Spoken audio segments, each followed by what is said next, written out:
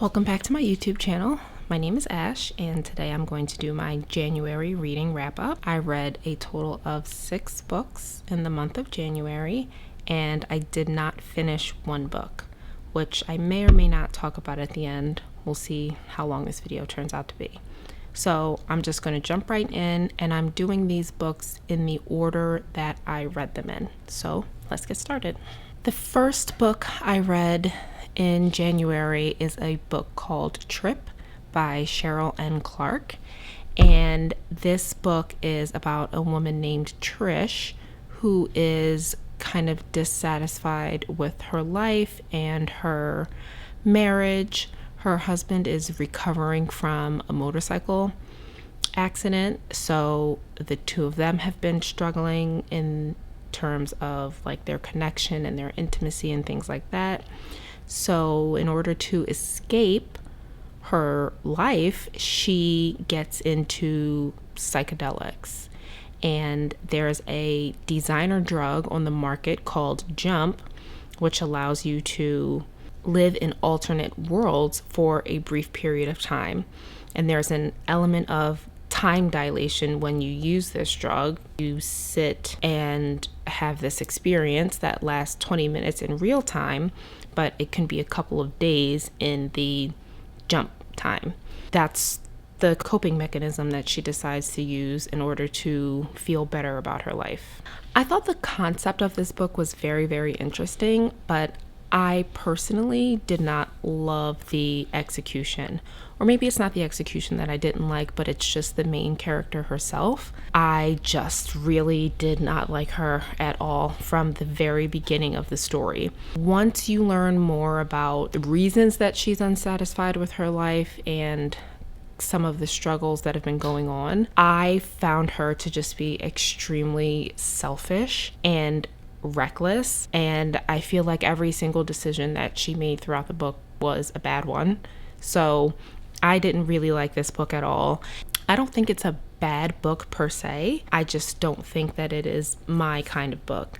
I think that this is the first book in what's going to be a series of these books, but I'm definitely not going to continue this series because I just really disliked the main character so much that I could not stand to read anything more about her. Yeah, if I have to give this one a rating, I'm going to give it a 3 out of 5 because it was well written and the characters were interesting, but I just really didn't like the main character. I didn't like anything that she did, and she just made me angry the whole time. So 3.5 out of 5. I got this book from the library through the Libby app. The next book I read was When Breath Becomes Air by Kalanithi. And I also got this book from the library. This book is a memoir about Paul, who is a neurosurgical resident who finds out that he has been diagnosed with pretty aggressive cancer. So this book is a memoir about his thoughts on life and mortality and our purpose in being. And it was absolutely the most devastating book I've read in a really long time. I really liked this book because I thought that what he had to say about life and the meaning of life and how you value things was really interesting. And interestingly enough, he was thinking about being, I think, a literature major before he decided to be a neurosurgeon. And I guess he wasn't really getting to the root of his questions about life through writing. So he decided to try to answer those questions through neurosurgery and figuring out more about the self and what makes a person, if that makes sense. I don't know. I'm probably not explaining it well, but I absolutely 100% recommend this book. I gave it 5 stars. I was ugly sobbing at the end of this book. It was so good. The next book that I read is called Unseen. It is by Jana DeLeon, and it is the 5th book in the Shay Archer series. So this series is about a private detective named Shay Archer who lives in Louisiana, or New Orleans specifically, and it talks about the cases that she works, but at the same time, the series talks about her own history, Shay's history, because she went through some pretty crazy things as a child before she became a private detective. So I won't give any spoilers about that, but this particular book, Unseen, is about a young woman who witnesses a murder in the apartment that is like across the street, I guess, from her. And she passes out when she's calling the police. And then when she comes to, she can't tell the police any kind of description about the killer because she has a condition where she can't recognize faces. So that makes it super interesting because she would never know if she saw this killer walking down the street, because the killer did see her seeing him before she fainted. So she doesn't know at any time if she is seeing this guy walking next to her or not.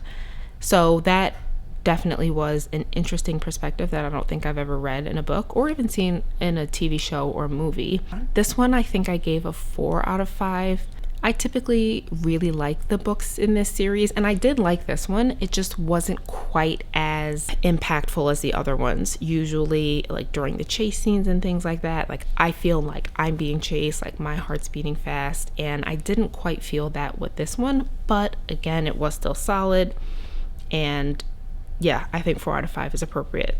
I actually did purchase this series because I could not find these books anywhere at the library or through Kindle Unlimited or anywhere, I don't think. So I ended up purchasing the entire set on my own.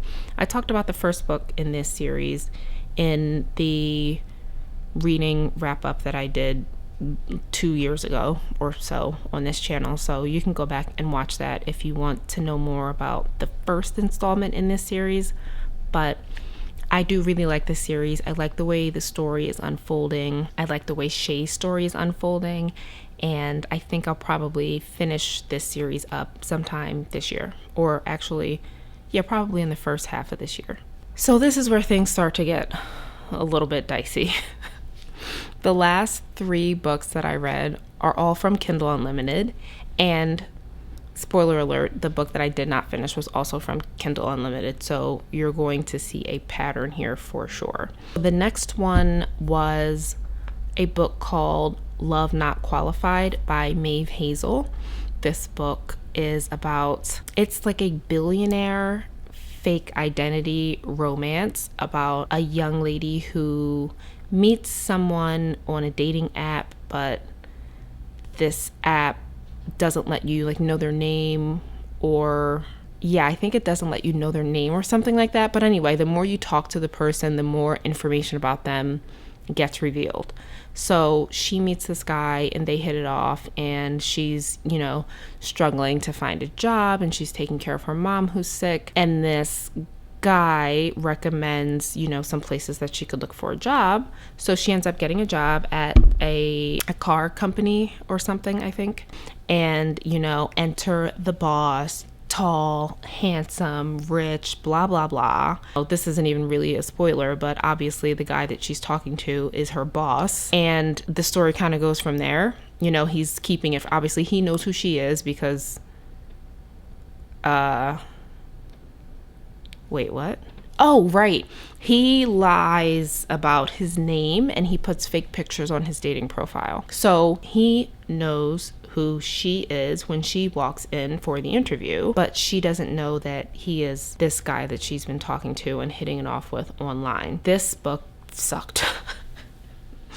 This book was not good. I honestly don't even know why I finished the entire thing, because the writing was really, really, really bad. And this book I don't think was ever proofread or edited by anyone, which is a pet peeve of mine. Like, I'm all for, you know, independent authors and publishing your own work, but please just have someone proofread it. Anyone can proofread it, please. Anyone can proofread it, but the book has to be proofread. There were so many sentences that grammatically were just absolute nonsense. It was kind of hard to get through because of that. The characters themselves were pretty interesting, but I think the two of them together as a couple made absolutely no sense at all. There was just no like depth to their relationship aside from, oh, he's so hot, and oh, she's so whatever. It was terrible. I don't recommend it. I gave this book, I gave this one 2 out of 5. I think the only reason I even finished it at all is because it was less than 300 pages, but I am really not having a great time with these Kindle Unlimited books. So moving on. Now, the next book I read was also from Kindle Unlimited, but I thought this one was really good. This one is called The Good Lie by A.R. Torre. I'm going to say Torre. This is a like mystery kind of whodunit about a psychologist who treats violent criminals in her practice. And she ends up in the midst of 2 different scandals. So the first one is that one of her patients is talking to her in his sessions about how he wants to kill his wife, and then, surprise, he and the wife turn up dead. And then the second thing that she ends up in the midst of is there has been a serial killer in the area who's been abducting young boys and keeping them for like 6 to 8 weeks and then dumping their bodies. But one of the victims ends up escaping and going home. So a lawyer hires her to do a profile on the serial killer. So she's got a lot of things on her plate that she's juggling. The thing that's really interesting about this book is that from the very beginning, every character that's introduced, including the main character, the psychologist, is clearly hiding something and clearly lying about something, which you don't find out until the very end, of course. Obviously, no spoilers. But I really like this book because I really did not have it figured out at all. I didn't have this figured out at all, and I feel like usually I can kind of tell where a lot of these mystery books are going, but this one definitely had me stumped. So I gave this 4.5 out of 5, and I was just really impressed with the quality of it. Definitely recommend this one.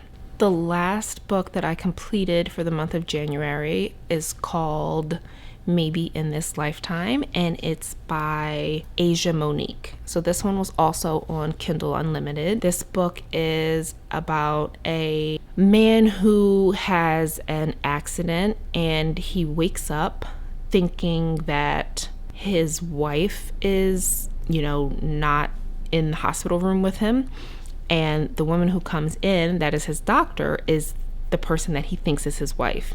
So he has all these memories in his head of a whole life that he's had with this woman, and she absolutely does not know him, has never met him before. I was really interested in the synopsis for this story because it kind of reminded me of a book called Parallel by L. O'Rourke, which was one of my favorite books that I read for 2023. But the story didn't quite go where I thought it was going to go. I think that the ending of the story was pretty satisfying, but again, the writing was not the best. It was a little bit repetitive, but I did like the connection between the 2 main characters. Oh, this is a romance, obviously. I don't think I said that in the beginning, but this is a romance. I think that the characters did have a really good connection, and I think that the relationship that builds between them was very healthy. I will say though, this book had 4 different epilogues at the end, which was absolutely unnecessary. There's no reason why you need 4 epilogues for a story that is like less than 300 pages. Yeah, this book was pretty good. Good enough for me to continue it and not really have too many complaints about it as I went through it. I gave this one 3 out of 5 stars.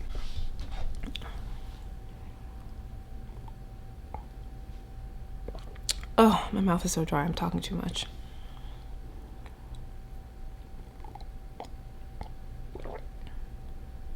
And my tea has gotten cold.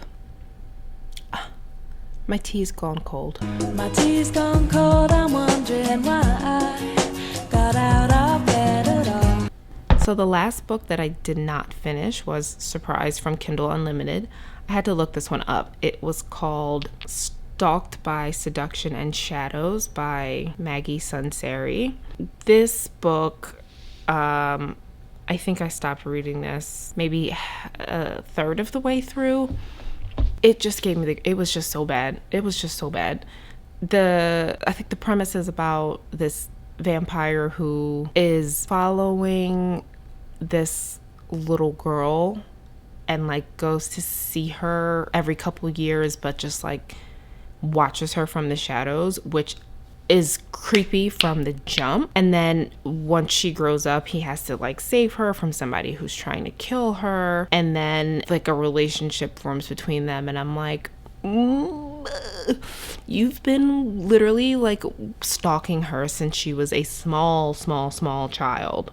This is gross. And then like once the spicy scene started, it was all just so cringy and so poorly written that I was like, ugh, close. I couldn't do it. It was really, really bad. That's all for my January reading wrap up. Let me know in the comments if you have read or plan to read any of these books, and I will see you in the next video. Bye.